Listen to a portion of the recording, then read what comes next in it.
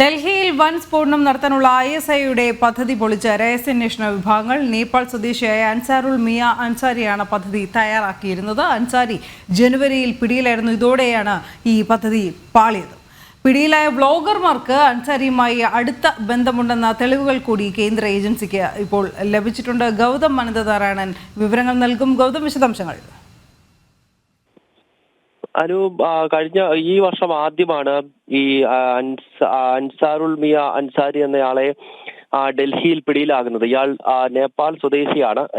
ISIയുടെ ചില പദ്ധതികൾ കൃത്യമായി തയ്യാറാക്കുക എന്ന ഉദ്ദേശത്തോടു കൂടി ഡൽഹിയിലേക്ക് വരുന്ന ഘട്ടത്തിൽ ഇയാൾ പിടിയിലാവുകയായിരുന്നു.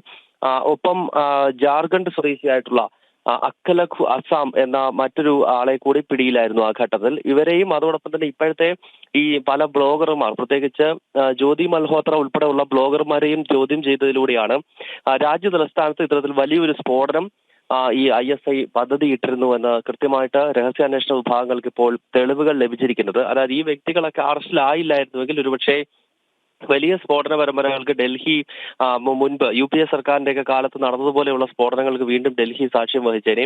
എന്തായാലും ഈ അറസ്റ്റ് നടക്കുകയും ഇത്തരക്കാരെ കൃത്യമായി ചോദ്യം ചെയ്യുകയും ഒക്കെ ചെയ്യുന്നതിലൂടെ ഞെട്ടിപ്പിക്കുന്നതായ പല വിവരങ്ങളും ലഭിക്കുന്നുണ്ട്.